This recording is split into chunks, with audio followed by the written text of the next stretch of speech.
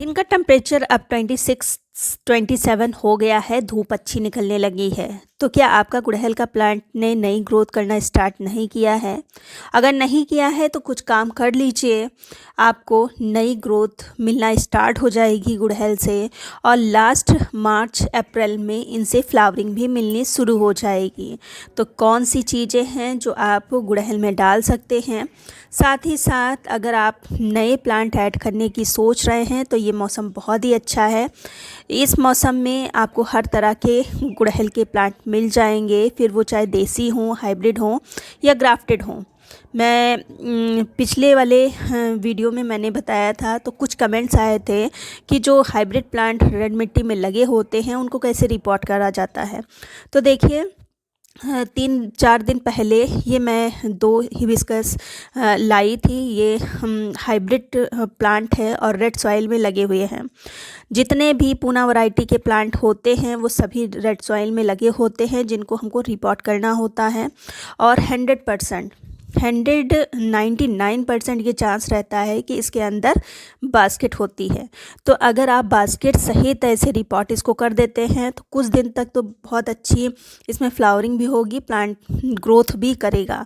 लेकिन फिर कुछ समय के बाद ग्रोथ रुक जाएगी, प्लांट मुरझाया लगेगा क्योंकि उसकी रूट ही नहीं बढ़ पाएंगी। तो देखिए, मैंने कहा था ना 99% चांसेस होते हैं कि बास्केट हो।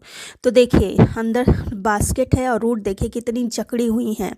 अगर ऐसे ही प्लांट लगा दिया जाता है तो कुछ दिन तक तो आपको फ्लावरिंग मिलती, प्लांट अच्छे से ग्रोथ करता, लेकिन मुश्किल से 2 महीने बाद आपका प्लांट ये ख़राब हो जाता। तो इसको हम बास्केट कैसे रिमूव करते हैं, जैसे मैं करती हूँ वैसे मैं बता रही हूँ। तो सबसे पहले तो आधी बाल्टी आपको पानी लेना है और उसमें मिट्टी हटा के उसको डाल देना है। छेड़खानी ज़बरदस्ती नहीं करनी है, रूट बिल्कुल भी डैमेज नहीं होना चाहिए। अगर रूट डैमेज होगी तो आपका प्लांट सर्वाइव नहीं कर पाएगा। इसी तरह से इसको भी हमने डाल दिया है पानी में। अब मिट्टी मेरे पास पहले से बनी हुई रखी थी। अब भी जब आप स्टार्टिंग में छोटा प्लांट लगा रहे हैं हिबिस्कस का, तो आपको बहुत बड़ा पॉट नहीं देना है। ये मेरा 6 इंच पॉट है। एक बार जब मुश्किल से 2-2.5 महीने में ये रूट अगर अच्छे से ग्रोथ हुई तो ये पूरा पॉट भर जाएगा। फिर मैं रूट बॉल सहित निकाल के दूसरे पॉट में शिफ्ट करूँगी। उसके पहले मैं थोड़ा सा माइक्रोराइज़ा मेरे पास है, इसलिए मैं डाल रही हूँ। आपके पास नहीं है तो सिंपल सा ऐसे आप स्किप करके सिर्फ ऐसे ही कर सकते हैं। तो देखिए, ऐसे पानी में डिप डिप करना है, थोड़ी देर पानी में रखना है। फिर इस तरह से करेंगे, सारी मिट्टी बास्केट के अंदर की निकल जाएगी। देख रहे हैं, पूरी सब हट गई है मिट्टी। और मैंने ज़्यादा छेड़ा नहीं है इसको। अब हम कोई जो सीज़र हो या ब्लेड हो, अच्छी जो शार्प हो, उससे पूरी 2-3 तरफ से कट लगाएंगे इस तरह से, और दोनों तरफ से।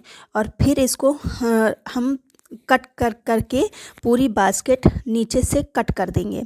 तो देखिए, ये पूरी निकल आई है और मैंने ज़रा सा भी रूट को डैमेज नहीं किया है। और ये जो मौसम है, जैसे कि फरवरी है, 15 मार्च है, इस मौसम में प्लांट सरवाइव कर जाता है। जब रूट आप इसकी पूरी निकाल भी देते हैं तब भी। अगर भरी गर्मी जैसे मई जून में अगर आप ये कर रहे हैं तो हो सकता है सरवाइव ना कर पाए, या ठंडक में जैसे कि दिसंबर जनवरी में तो हो सकता है ना सरवाइव कर पाए। लेकिन ये जो बसंत ऋतु है और उधर अक्टूबर नवंबर में प्लांट सरवाइव कर जाता है। तो इस तरह से मैं रेड सॉइल को रिमूव करती हूँ और नए प्लांट को लगाती हूँ। प्लांट को स्टार्टिंग में जब रूट पूरा खोल रहे हैं तो आप उसको 1-2 दिन शेड में रखेंगे। 1-2 दिन क्या, 3-4 दिन शेड में रखेंगे। फिर आप हल्की धूप में इसको रख सकते हैं। 3-4 दिन के बाद जब थोड़ा सा प्लांट रूट पकड़ लेगा तब मैं इसमें फीडिंग स्टार्ट करूँगी।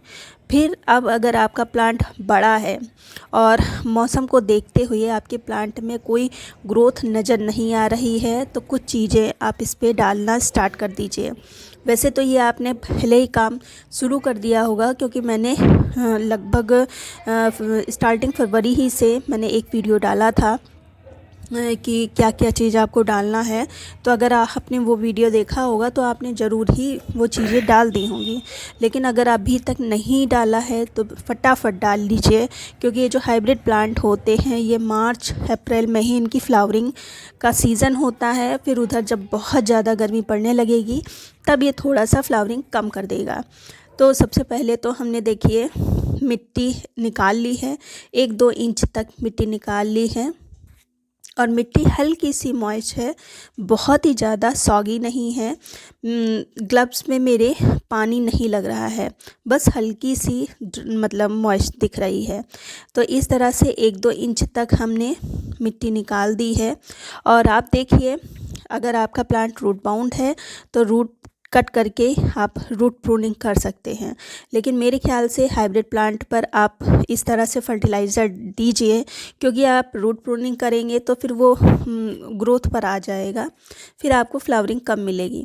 तो इस तरह से हमने मिट्टी हटा दी है। अब हम कुछ इस पर फर्टिलाइज़र देंगे और खूब अच्छी खासी मात्रा में देंगे। तो ये मेरे पास वर्मी कंपोस्ट है और लगभग 100 ग्राम के करीब है। तो ये मैंने चारों तरफ इसको डाला है।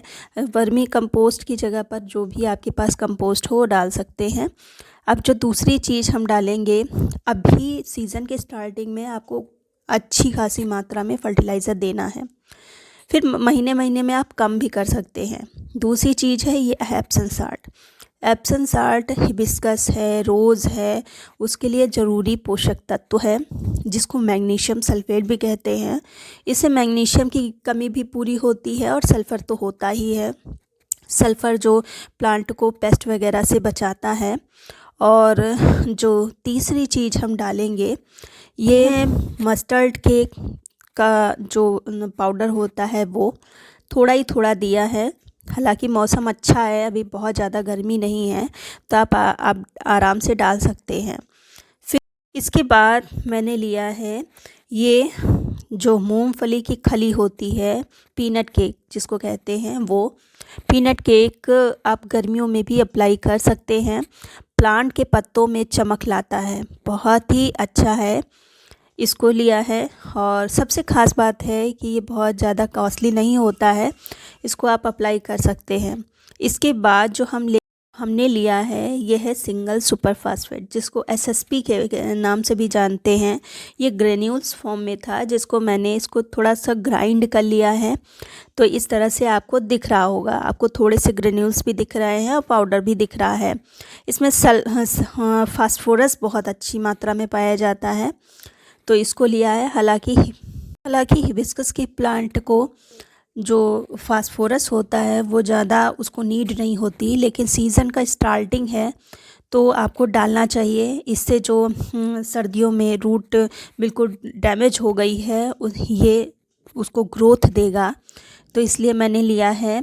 अब जो नेक्स्ट है वो सबसे ज़्यादा हिबिस्कस के लिए ज़रूरी है, ये है माइक्रोन्यूट्रिएंट।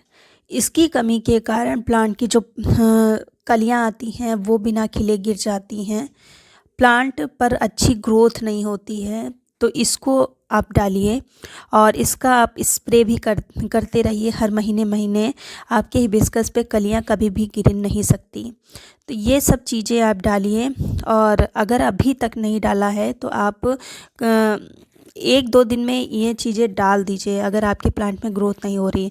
फिर मुश्किल से 7 ही दिन में आप देखेंगे आपके प्लांट पे नई ग्रोथ होनी स्टार्ट हो जाएंगी। अब ये सब चीज़ें डालने के बाद हम मिट्टी जो मैंने निकाली थी वो ऊपर से कवर कर देंगे और पानी दे देंगे। पानी अगर मिट्टी गीली है तो पानी 1 घंटे बाद दीजिए, अगर थोड़ी सी ड्राई लगती है तो पानी खूब अच्छी मात्रा में दीजिए, इतना दीजिए कि नीचे से हल्का सा निकलने लगे। तो इस तरह से आप भी अपने हिबिस्कस की केयर कर लीजिए। समय रहते कर लेंगे तो समय पर आपको फ्लावर भी मिलना स्टार्ट हो जाएंगे।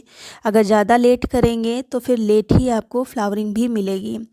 हालांकि देसी प्लांट के लिए तो आगे आप मई जून में भी फ्लावरिंग ले सकते हैं, लेकिन जो हाइब्रिड प्लांट है उस पर फ्लावरिंग थोड़ा सा कम हो जाएगी और जो फ्लावर आएंगे भी वो छोटे छोटे से आएंगे जैसे कि सर्दियों में आ रहे थे। तो इसलिए ये सब काम कर लीजिए, आपके प्लांट में भर भर के फ्लावर भी आएंगे।